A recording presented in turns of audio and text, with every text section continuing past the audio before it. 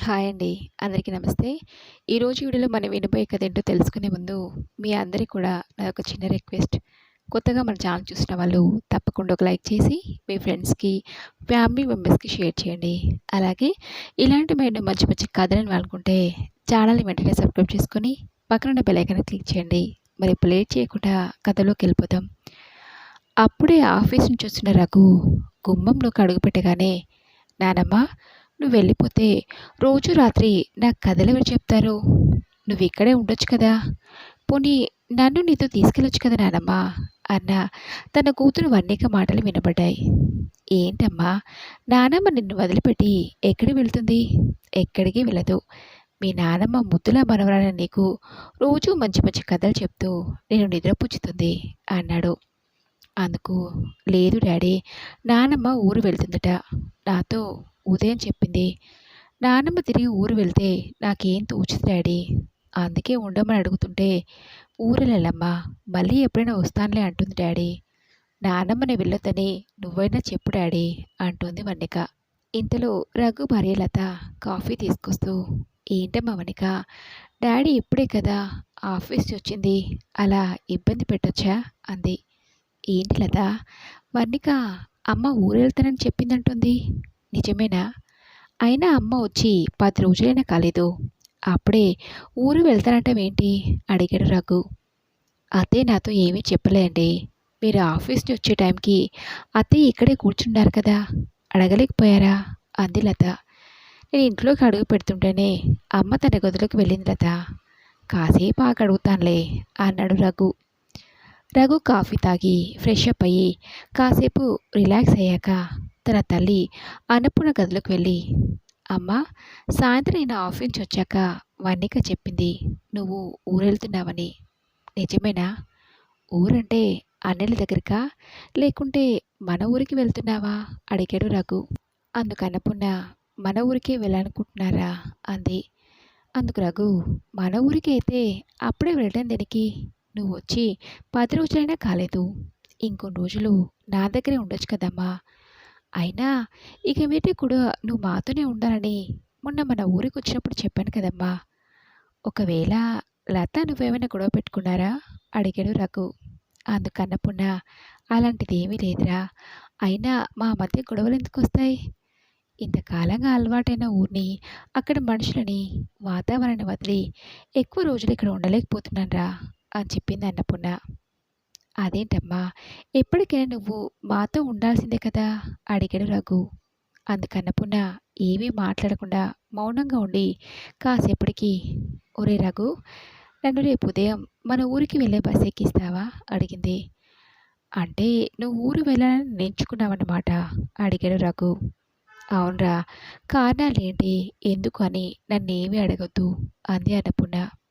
సరేనమ్మా, నువ్వు వెళ్ళాలని నిర్ణయించుకున్నాక నేను వద్దన్నా నువ్వు వినవని నాకు తెలుసు.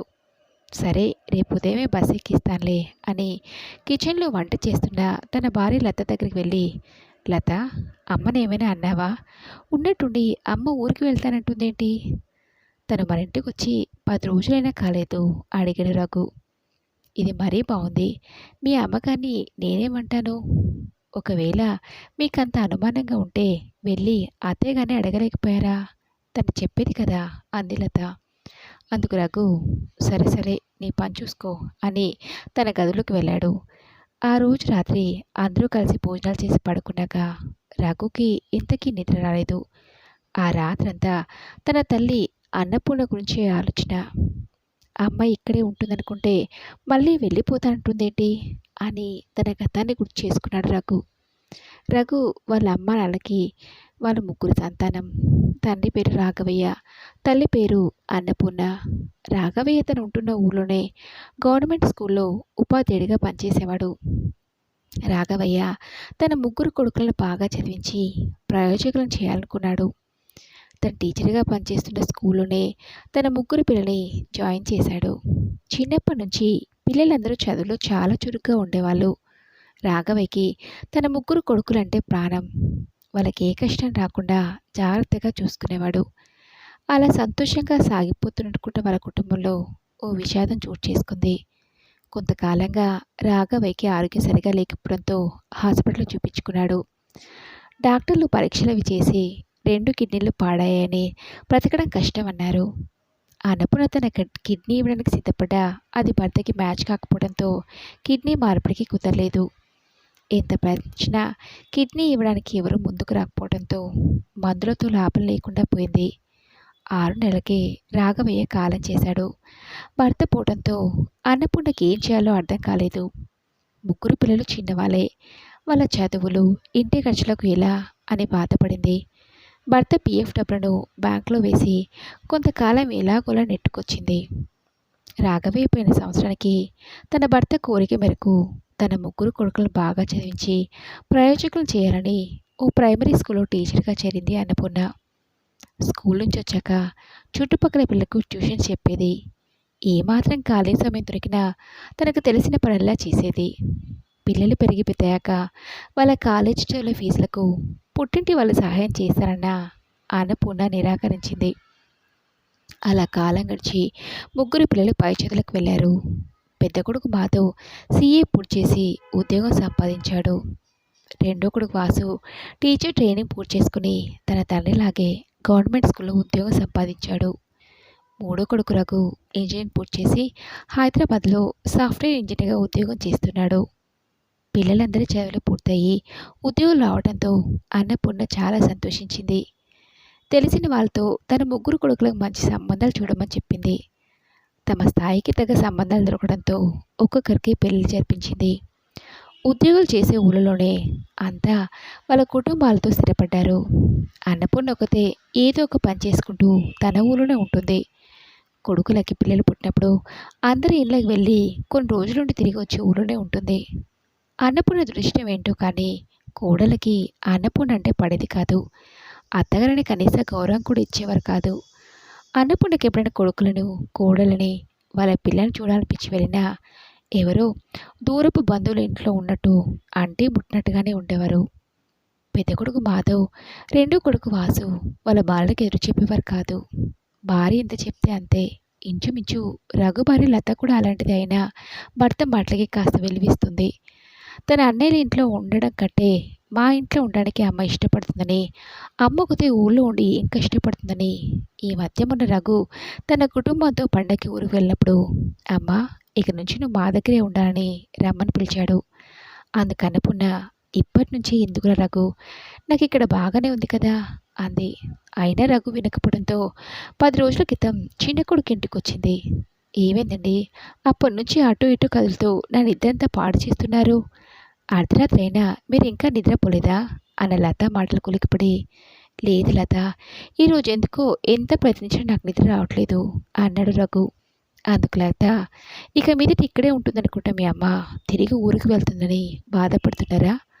తనకి కొడుకింట్లో ఉండటం అంత కష్టమైనప్పుడు మీరెందుకు ఆవిడ గురించి అంతలా ఆలోచించి బాధపడుతున్నారు? వెళ్ళనివ్వండి, ఎప్పటికైనా ఆవిడ మన దగ్గరికి రావాల్సింది. అనవసరంగా ఆలోచించకుండా పడుకోండి, మీరు చేపట్టి నా నిద్రంతా పాడింది అని లత గొణుక్కుంటూ నిద్రలోకి జారుకుంది. ఆ తర్వాత తెల్లవారుజామున ఎప్పుడో రఘుకి నిద్ర పట్టింది. ఆ మరుసటి రోజు ఉదయమే ఊరికి వెళ్ళాలనుకున్న అన్నపూర్ణ రెడీ అయ్యి రఘు కోసం ఎదురు చూస్తుంది. రఘు కనబడకపోయేసరికి ఇంకా లేచినట్లేడే అనుకుని వంటింట్లో ఉన్న తన కోడలు లత దగ్గరికి వెళ్ళి, అమ్మ లత, రఘు ఇంకా లేవలేదా? బస్కి టైం అవుతుంది అడిగింది అన్నపూర్ణ. తన అత్తగారి మాటలకు లత, లేవలేదు అత్తయ్య, రాత్రంతా నిద్రపట్టలేదని మెలకుగా ఉన్నాడు. తెల్లవారుజామున కన్నంటుకున్నట్టుంది, లేపమంటారా అడిగింది లత. వద్దమ్మా, పడుకుని, వాడి కొంట్లో అంతా బాగానే ఉంది కదా అడిగింది అన్నపూర్ణ. బాగానే ఉంది అత్తయ్య, దేని గురించి ఆలోచిస్తూ రాత్రి నిద్రపోలేదంతే అని చెప్పింది. తన అత్తగారి గురించి ఆలోచిస్తూ నిద్రపడలేని తెలిసినా లత నిజం చెప్పలేదు. సరేలేమ్మా, ఆలస్యం అయితే బస్సు వెళ్ళిపోతుంది, నేనే వెళ్తాను, రఘు లేచాక చెప్పు, నేను ఊరికి వెళ్ళనంది అంది అన్నపూర్ణ. కనీసం లత, అయ్యో మీరొక్కరే ఎలా వెళ్తారు అత్తయ్య, లేపుతానని కూడా అనకుండా సరే అత్తయ్య అంది. తన మనవరాలు వన్నీ కలిస్తే తను వెళ్ళనివ్వకుండా గొడవ చేస్తుందని తనకు కూడా చెప్పకుండానే వెళ్ళిపోయింది అన్నపూర్ణ. కాసేపటికి రఘు లేచాక తల్లి కనిపించకపోవడంతో లత, అమ్మ ఎక్కడా అడిగాడు. అత్తయ్య ఇందాకే ఊరికి బయలుదేరిందండి అంది. అబ్బా! నిన్ననే చెప్పిందమ్మా. ఉదయం మన ఊరికి వెళ్ళే బస్సును ఎక్కించిన రఘు అని. మర్చిపోయాను. కనీసం నువ్వైనా నన్ను లేపలేంటి లతా అన్నాడు రఘు. మీ అమ్మే వద్దంది. నేనొక్కదాన్నే వెళ్తాను. రఘుని నిద్ర లేపుకో అని చెప్పి వెళ్ళిపోయిందండి. దానికి నన్నంటారేంటి అంది లత. ఇప్పుడు నేనేమనని నువ్వు అంతలా బాధపడుతున్నావు? కనీసం అమ్మ ఊరు వెళ్తుంటే, అత్తయ్య ఇక్కడ మీకు ఏమి ఇబ్బంది అవుతున్న ఊరు వెళ్తున్నావని ఒక్క మాటైనా అడిగావా? అదే మీ అమ్మయితే నువ్విలాగే ప్రవర్తిస్తావా అడిగాడు రఘు. అందుకు లత ఏమీ మాట్లాడకుండా మౌనంగా ఉండిపోయింది. గబగబా రెడీ అయ్యి రఘు బస్టాండ్కి వెళ్ళిపోయాడు. తన తల్లి అక్కడే ఉందేమో అనుకుని బస్టాండ్ అంతా వెతికాడు. ఎక్కడా కనిపించలేదు.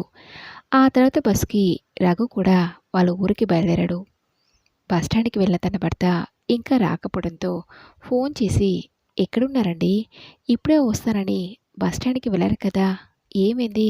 ఇంతసేపైనా ఇంకా రాలేదు. అత్తయ్య కలిసిందా అడిగింది లత. లేదు లత, బస్టాండ్ అంతా వెతికాను. అమ్మ ఎక్కడ కనిపించలేదు. బహుశా ఊరికి వెళ్ళిపోయినట్టుంది. ఉన్నట్టుండి అమ్మ ఊరు వెళ్తానని ఎందుకు బయలుదేరిందో, మన ప్రవర్తన వల్ల అమ్మ మనసుకి కష్టం కలిగినట్టుంది. అందుకే ఉన్నవలంగా ఊరికి బయలుదేరింది. అసలు విషయం ఏంటో కనుక్కొని వస్తానని ఊరెళ్ళటానికి ఇప్పుడే నేను బస్సు ఎక్కాను అని చెప్పాడు రఘు. ఫోన్ చేస్తే సరిపోయేది కదా, ఈ మాత్రం దానికి ఊరెళ్ళటం దేనికి అడిగింది లత. నా ఫోన్ పాడైందని రిపేర్ చేయించమని వారం క్రితమే కదా అమ్మ ఫోన్ నాకిచ్చింది. ఆఫీస్ పనిలో పడి ఆ సంగతి మర్చిపోయాను. అమ్మ దగ్గర కనీసం ఫోన్ కూడా లేదు. అమ్మను కలిసి సాయంత్రం కల్లా వచ్చేస్తాను అని రఘు ఫోన్ పెట్టేశాడు. రఘు వెళ్ళేసరికి అన్నపూర్ణ ఇంట్లో ఉంది. ఎవరో ఇద్దరు మనుషులతో మాట్లాడుతుంది. అదేదో పొలం డబ్బులు అని మాట్లాడుకున్నట్టు వినబడుతున్న రఘుకి ఏమీ అర్థం కాలేదు. ఓ 2 నిమిషాల తర్వాత వాళ్ళిద్దరూ వెళ్ళిపోయాక రఘు ఇంట్లోకి వెళ్ళాడు.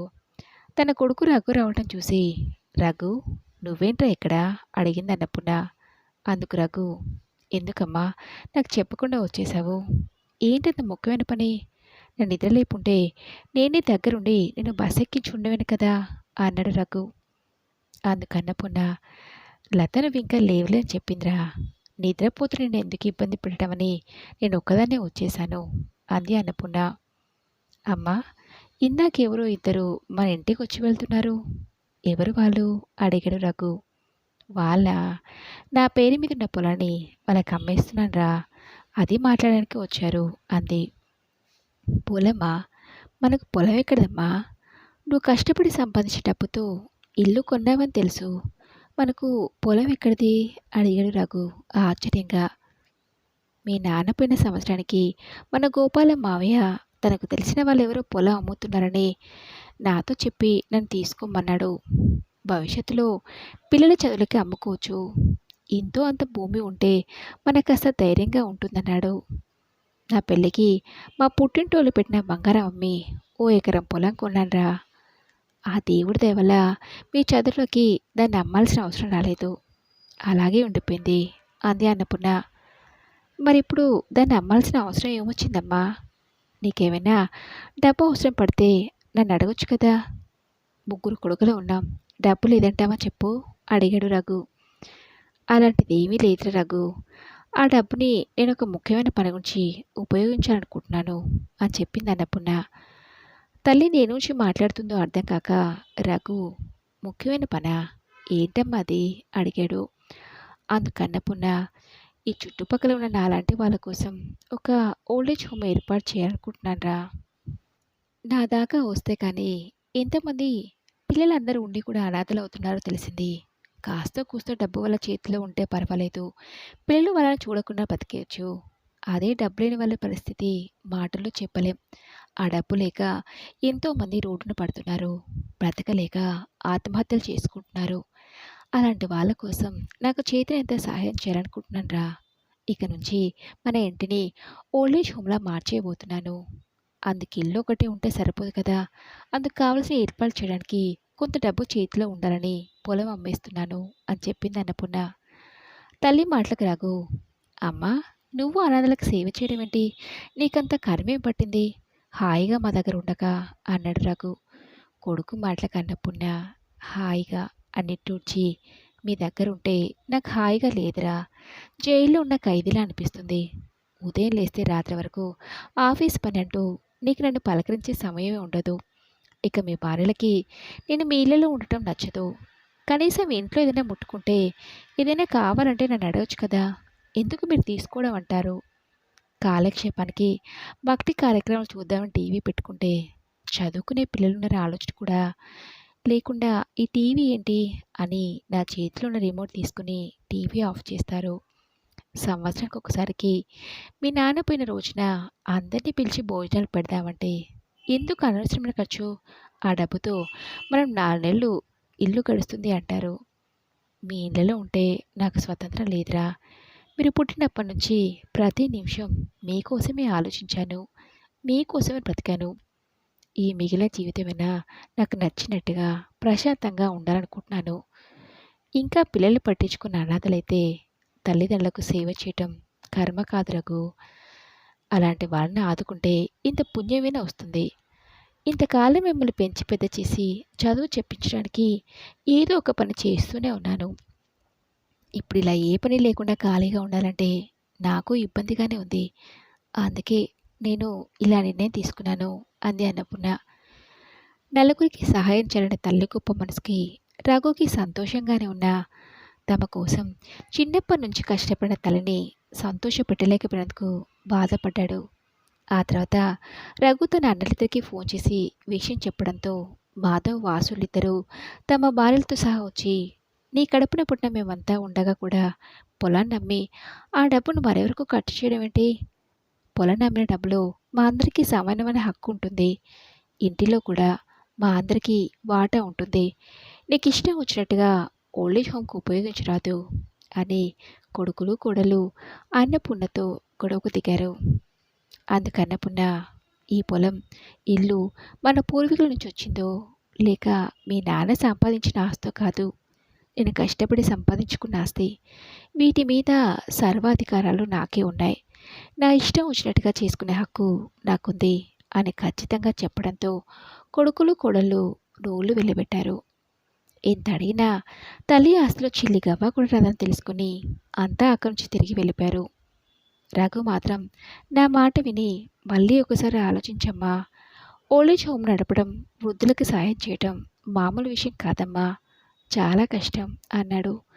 పర్వాలేదురా, నేను బ్రతుకున్నంత వరకు నాకు చేతనంత సాయం చేస్తాను. ఆ తర్వాత నన్ను వాళ్ళే చూసుకుంటారు అంది అన్నపూర్ణ. అందుకు రఘు, నేను ఎంత చెప్పినా నా మాట వినవని నాకు అర్థమైందమ్మా. కనీసం నీకేదైనా సహాయం కావాల్సి వస్తే నన్ను అడుగుతావా అడిగాడు. అందుకు అన్నపూర్ణ, నాకు నువ్వు ఉన్నావనే ధైర్యంతోనేరా నేను ఈ పనిని మొదలుపెట్టుకుంటాను అంది. ఆ తర్వాత నెల రోజుల్లోనే పొలం అమ్మగా వచ్చిన డబ్బులతో రఘు సహాయంతో అన్నపూర్ణ తన ఇంట్లోనే ఓల్డేజ్ హోమ్ ఏర్పాటు చేసి తన లాంటి వాళ్ళు ఎంతోమందికి ఆశ్రయం కల్పిస్తూ తృప్తిగా జీవితాన్ని గడుపుతుంది. మరి ఇదండి రోజు కథ.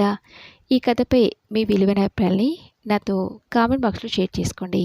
అలాగే ఈ కథ మీకు నచ్చింది అనుకున్నాను. నచ్చితే తప్పకుండా ఒక లైక్ చేసి మీ ఫ్రెండ్స్కి ఫ్యామిలీ మెంబర్స్కి షేర్ చేయండి.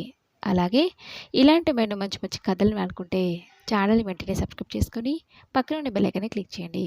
నెక్స్ట్ వీడియోలో మరొక మంచి కథతో కలుసుకుందాం. Thanks for listening.